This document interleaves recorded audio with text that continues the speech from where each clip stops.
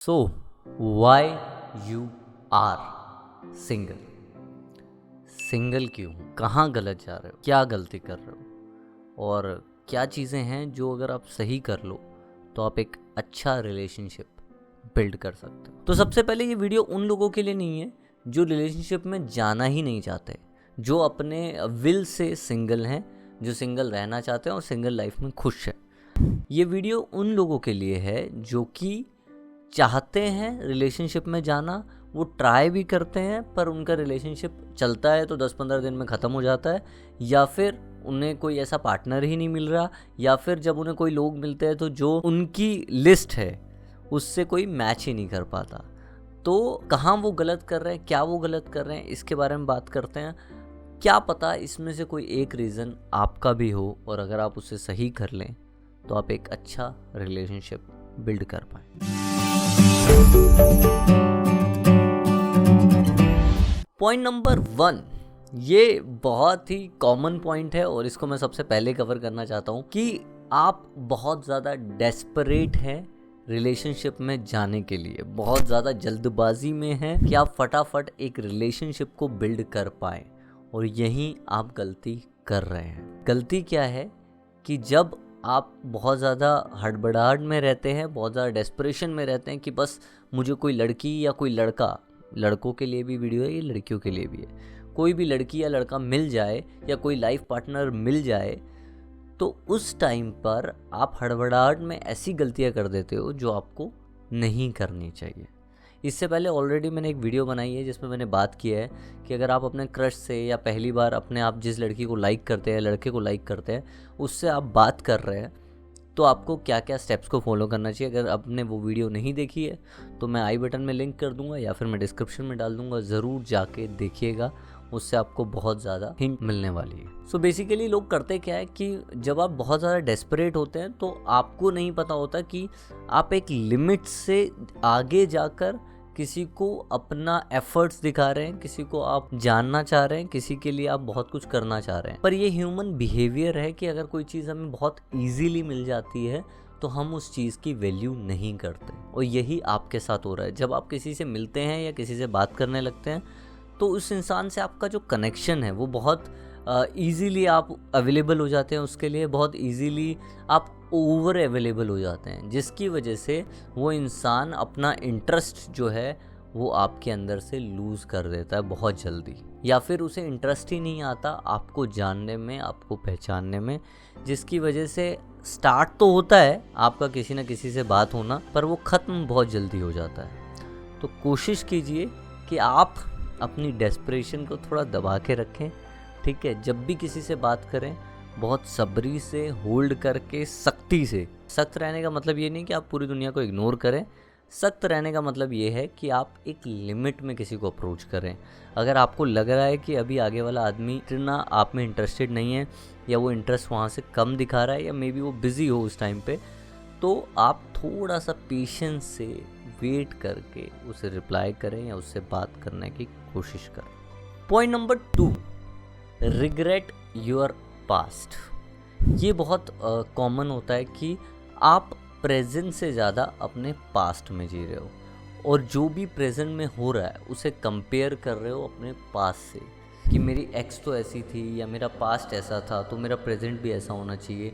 कोई ना कोई एक अपना इनिशियल पॉइंट लेके चल रहे हो जिससे आप कंपेयर कर रहे हो अपने प्रेजेंट को, जिसकी वजह से क्या हो रहा है कि अभी जो प्रेजेंट में है उसको भी आप ढंग से जी नहीं पा रहे हो, और जो पास्ट में था वो तो बीत ही गया है। तो जो लोग बहुत ज़्यादा पास्ट में रहते हैं, या आप जब भी किसी से मिलते हो अपने पास्ट की बात करते हो, देखो कोई भी लड़की या लड़का ये नहीं चाहेगा कि जब आप उसके साथ हो, आप पहली बार अगर उससे मिले हो या पहली बार आप डेट पे जा रहे हो या इनिशियल फर्स्ट मुलाकात भी एज अ फ्रेंड, तो वो नहीं चाहेगा कि उस समय पर आप अपने पास्ट की बात करो। हाँ, शायद उसके कुछ देर बाद हो सकता है कि आप अपने प्रेजेंट माइंडसेट को बताने के लिए अपने पास्ट का रेफरेंस लो, वो एक अलग बात है। पर आप नॉस्टैल्जिया में ही जी रहे हो, आप नॉस्टैल्जिक ही बातें कर रहे हो, आप पास्ट की ही बातें कर रहे हो, वो एक बहुत बड़ा कंसर्न है इन सब चीज़ों में।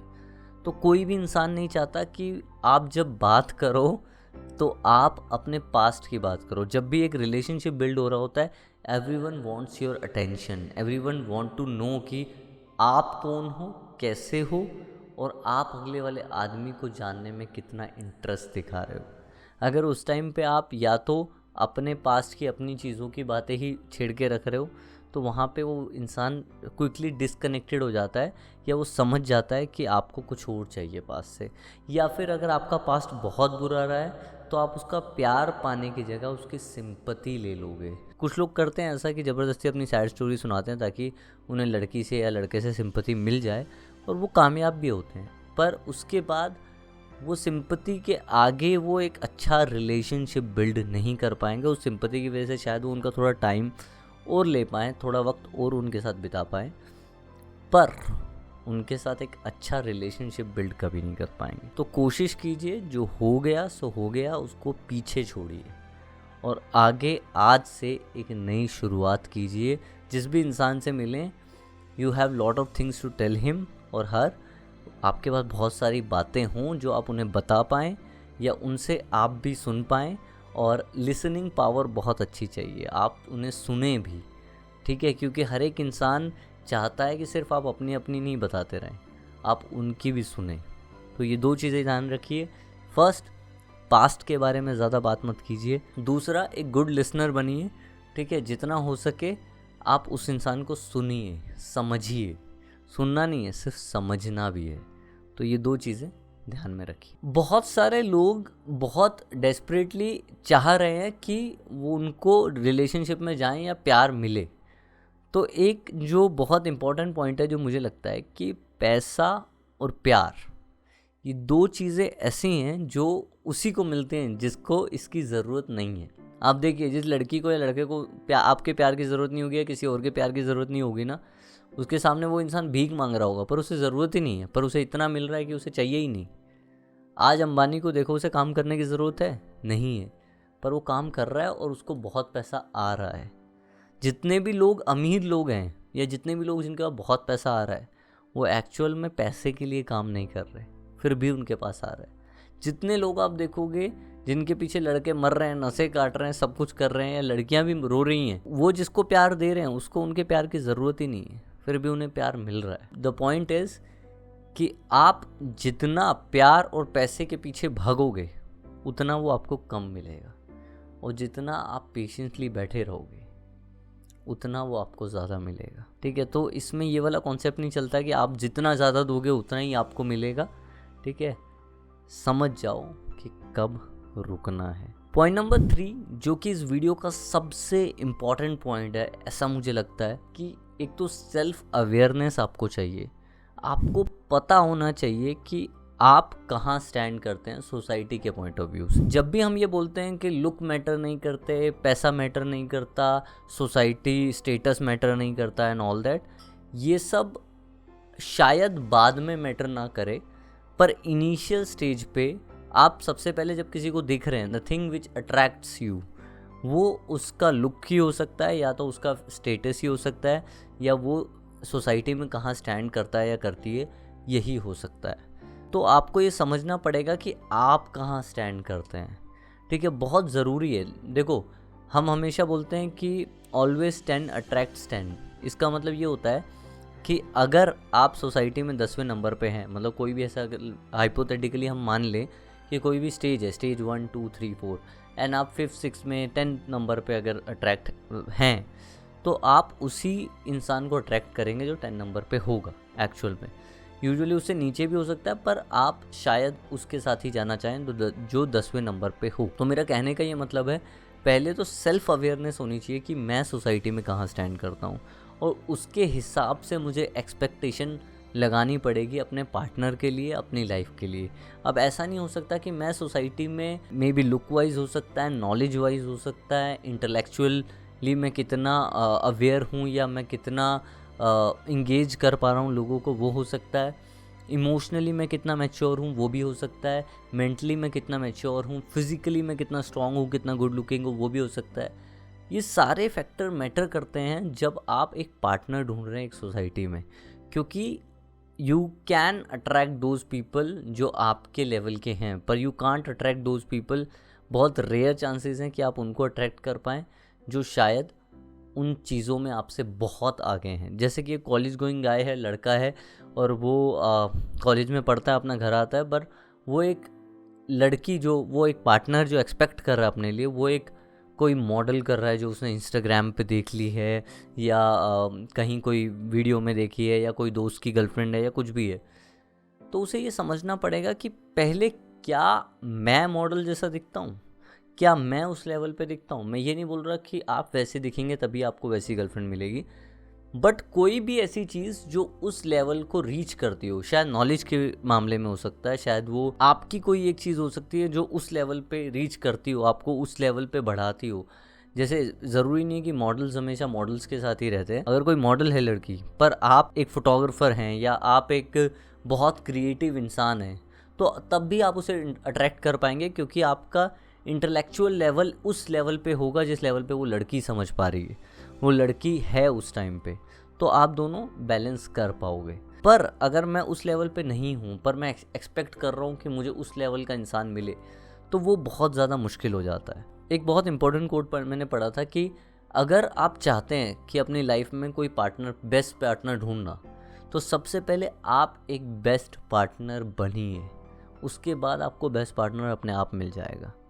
तो ये समझना बहुत ज़रूरी है कि अगर आप अपनी लाइफ में बेस्ट बनेंगे और आप अपनी लाइफ में अपना बेस्ट देंगे, तो ऑब्वियस सी बात है आपको बेस्ट मिलेगा। तो अगर आपको बेस्ट पार्टनर चाहिए, तो सबसे पहले अपने आप को बेस्ट बनाना पड़ेगा, ताकि आप उस लेवल पर आके उस लेवल के लोगों को अट्रैक्ट कर पाएँ टूवर्ड्स यू। तो अपने ऊपर काम कीजिए, फिर वो फिज़िकली हो सकता है, अपने आप को बिल्ड करना जिम जाके, या कहीं इंटेलेक्चुअली आप अच्छे होने के लिए बुक्स पढ़ सकते हैं, पेशेंस लाने के लिए, आपको मैच्योर होने के लिए, अपने आप को सेल्फ अवेयर होने के लिए you can go for a meditation. 90% लोग क्या कर रहे हैं, सुबह उठ रहे हैं, अपने काम पे जा रहे हैं, अपना खाना बना रहे हैं, शाम को आ रहे हैं, थोड़ा बहुत नेटफ्लिक्स या रील वील देख ले रहे हैं और सो जा रहे हैं। और दे आर एक्सपेक्टिंग कि उनको एक बेस्ट पार्टनर मिलेगा या मिलेगी। ऐसा हो नहीं पाएगा दोस्त। द पॉइंट इज़ कि जब तक आप बेस्ट नहीं बनते, कुछ लोग ऐसा करते भी हैं कि पहले अब वो अपने ऊपर बहुत काम करते हैं और बोलते हैं जब हमारा पार्टनर नहीं था या हम रिलेशनशिप में नहीं थे तब तो हम बहुत खुश थे, बट जब वो आ गया है या आके चला गया है तब हम बहुत दुखी हो गए हैं, क्योंकि उससे पहले शायद आप अपने ऊपर काम कर रहे थे। बहुत सारे लोग बोलते हैं ना कि मुझे छोड़ क्यों दिया या क्यों वर्क नहीं करता। ये भी एक बहुत बड़ा रीज़न होता है कि पहले आप अपने ऊपर कंटिन्यूसली बहुत ज़्यादा काम करते रहते हैं, पर धीरे धीरे जब आपका पार्टनर आ जाता है तो आप उन सब चीज़ों से डिस्ट्रैक्ट होकर बस उस पार्टनर को प्लेजर देने में, या फिर उस पार्टनर के साथ टाइम स्पेंड करने में, या उसको सेटिस्फाई करने में, इमोशनली, मेंटली, फिजिकली, जो भी है सारी चीज़ों में उसमें अपना एफर्ट लगा, और फिर ये जो आपने बिल्ड किया था अपने आप को बेस्ट, ये ख़त्म हो जाता है, जिसकी वजह से रिलेशनशिप भी धीरे धीरे वो डिफरेंसेस आने लगते हैं। तो ये समझना बहुत ज़रूरी है कि अगर आपको बेस्ट पार्टनर चाहिए, या तो सेल्फ अवेयर हो जाइए कि मैं कहाँ स्टैंड करता हूँ और मुझे कैसा पार्टनर मिल सकता है, क्योंकि वो एक रियलिस्टिक अप्रोच देगा आपको टूवर्ड्स योर रिलेशनशिप। या फिर जो आपको चाहिए, जैसा आपको चाहिए, पहले वैसे आप खुद बनिए, फिर वैसा एक्सपेक्ट कीजिए। तो एक्सपेक्टेशन को सेल्फ अवेयरनेस के साथ मिलाना पड़ेगा। फोर्थ पॉइंट, कुछ लोग राइट अप्रोच नहीं कर पाते। राइट अप्रोच से मेरा मतलब क्या है कि आप अपने आप को जो हैं वो सही से एक्सप्रेस नहीं कर पा रहे हैं, या तो शायद आप एक्सप्रेसिव नहीं हैं, इंट्रोवर्ड हैं, ज़्यादा बात नहीं करते हैं, तो आप कोशिश तो कर रहे हैं कि वहाँ पे आप एक्सप्रेस करें, पर जब आप बोलते कुछ हैं, लोग समझते कुछ हैं और लोग उसको अपने ऊपर लेते कुछ हैं, तो इस वजह से आप किसी रिलेशनशिप में नहीं जा पा रहे, या किसी को इम्प्रेस ही नहीं कर पा रहे, या किसी को बता ही नहीं पा रहे कि आप बोलना क्या चाह रहे थे, आप चाहते क्या हैं, और लोग आपको मिसअंडरस्टैंड कर जाते हैं। तो उस केस में आपको कम्युनिकेशन स्किल्स पे बहुत ज़्यादा काम करना पड़ेगा। देखो, मैं ये नहीं बोल रहा सिर्फ लड़की से, अगर आप एक लड़के हैं सिर्फ लड़की से बात करके नहीं, लड़के से भी। अगर आप अपने दोस्तों को भी एक्सप्रेस नहीं कर पा रहे हैं खुद को कि मैं कैसा फील कर रहा हूँ या मैं क्या चाह रहा हूँ इन अ सर्टन वे, एक फ़न वे में नहीं, एक सीरियस वे में, अगर आप एक्सप्रेस नहीं कर पा रहे तो वहाँ पे एक दिक्कत है। तो बहुत ज़रूरी है कि आप एक्सप्रेस कर पाएँ खुद को, और जितना हो सके अपनी कम्युनिकेशन स्किल्स पे काम कीजिए। एक वीडियो में हमने बनाई है कम्युनिकेशन स्किल्स पे, मैं वो भी नीचे डिस्क्रिप्शन में डाल दूँगा, वो भी ज़रूर जाके आप देखिएगा। बेसिकली अपने आप को जितना हो सके एक्सपोज कीजिए, हो सके स्ट्रेंजर से बात करने की कोशिश कीजिए। आई नो इंट्रोवर्ट लोगों के लिए बहुत ज़्यादा मुश्किल हो सकता है, सो कोशिश कीजिए गैदरिंग में जाइए, लोगों से बात कीजिए, अपने आप को किसी न किसी क्रिएटिव एक्टिविटी में डालिए। मतलब शायद आप अपने वर्ड्स के थ्रू अपने आप को एक्सप्रेस नहीं कर पा रहे हैं, तो मे बी फोटोग्राफी के थ्रू, पेंटिंग के थ्रू, सिंगिंग के थ्रू, डांस के through, there are many different ways कि जहाँ पे आप अपने आप को वर्ड के अलावा भी एक्सप्रेस कर पाएंगे। तो बहुत ज़रूरी है कि आप अपने आप को किसी न किसी वे में एक्सप्रेस कर पाएँ, क्योंकि अगर आप किसी को गलत एक्सप्रेस कर देंगे कि आप क्या बोलना चाहते हैं और वो क्या समझ रहा है, तो फिर बहुत ज़्यादा मिसअंडरस्टैंडिंग क्रिएट हो जाती है। तो बहुत ज़रूरी है कि कई बार कुछ चीज़ें आपको फ़नी लगती हैं पर वो फ़नी होती नहीं है। मैंने बहुत सारे लोगों को देखा है जो लड़कियों के साथ मजाक तो करते हैं, पर वो कब जोक एक क्रीप या चीप जोक में या एक वल्गर जोक में कन्वर्ट हो जाता है उनको खुद नहीं पता चलता। उनको लगता है कि ये बहुत फ़नी है, पर एक्चुअल में वो बिलो द बेल्ट चले जाते हैं। तो बहुत ज़रूरी है कि आपको अपनी लिमिट समझना और आपको ये समझना कि अपने आप को जो आप हो उसको राइट तरह से पोर्ट्रेट कर पाओ, आगे वाले को बता पाओ। पॉइंट नंबर 5, ये बहुत दोस्तों के साथ होता है जो फ्रेंड जोन हो जाते हैं बेचारे। उनको ये नहीं पता what is the right time to propose anyone. बहुत ज़रूरी है आपको ये समझना कि सही समय क्या है जिस पे आप रिलेशनशिप में अपने पार्टनर को ये बता पाओ कि आई रियली लाइक यू। देखो मेरे मानो तो 3 महीने बहुत है किसी को जानने के लिए, समझने के लिए, टाइम बिताने के लिए। उसके बाद आपको उसे बता देना चाहिए कि आई लाइक यू, और अगर आगे वाला आदमी भी इंटरेस्टेड है तो उसको आगे आप कन्वर्सेशन बढ़ाओ, डेटिंग पीरियड को आगे बढ़ाओ, नहीं है तो वहीं ख़त्म कर दो। कुछ लोग इस बात से भी डरते हैं कि वो अपने फ्रेंड के साथ रिलेशनशिप में और नाउ दे आर फियर्ड कि उनका जो फ्रेंडशिप है वो भी ना ख़राब हो जाए। तो एक्चुअल में मेरा मानना ये है कि अगर आप फ्रेंडशिप में प्यार के चक्कर में पड़ गए हो तो वो ऑलरेडी ख़राब हो चुकी है। या तो फिर उसे रिलेशनशिप में कन्वर्ट करो या तो फिर उसमें थोड़ा डिस्टेंस बना लो। क्यों? क्योंकि ऑलरेडी आगे से आपको फ्रेंडशिप मिल रही है और आप तो अपना प्यार की वजह से जितने आप एफर्ट एक फ्रेंड के लिए नहीं करोगे उतना उसके लिए कर रहे हो।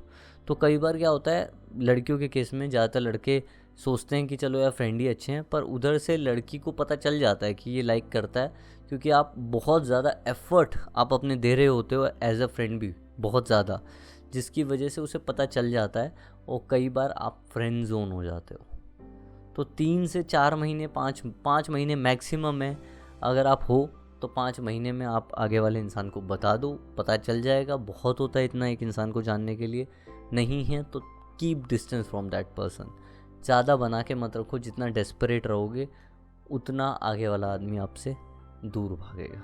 सो इतना ही था ये वीडियो। होप सो कि ये वीडियो आपको हेल्प की हो। अगर हेल्प की तो लाइक बटन दबाइए, सब्सक्राइब बटन दबाइए, और आगे हम डेटिंग टिप्स पे और पर्सनालिटी डेवलपमेंट पे और कैसे आप एक डेट को प्लान कर सकते हैं, क्या क्या चीज़ें हैं। तो अब तक हम सिर्फ मोटिवेशन और ब्रेकअप की बातें कर रहे थे, तो अब हमने सोचा कि क्यों ना थोड़ा सा डेटिंग की दुनिया में भी जाएं, थोड़ा बहुत आपको डेटिंग टिप्स भी दें, थोड़ा बहुत अगर आप नए रिलेशनशिप को शुरू करने वाले हैं ब्रेकअप के बाद, या जो पुराना पास्ट आपका चला गया उसके बाद आपको क्या करना चाहिए, कैसे अप्रोच करना चाहिए, कैसे दुनिया को देखना चाहिए, उसके बारे में बात करें। तो होप सो कि आपको हमारा ये नया इनिशिएटिव पसंद आया हो। पसंद आया तो ज़रूर कमेंट में बताइएगा। कोई नया टॉपिक जिस पे आप चाहते हैं कि हम वीडियो बनाएं तो वो भी बताइएगा। ये वो 2 वीडियो हैं जो हमने लास्ट वीक डाली थी। अगर आपके पास टाइम है तो इन्हें भी ज़रूर देखिएगा। शुक्रिया। जय हिंद, जय भारत, लव यू।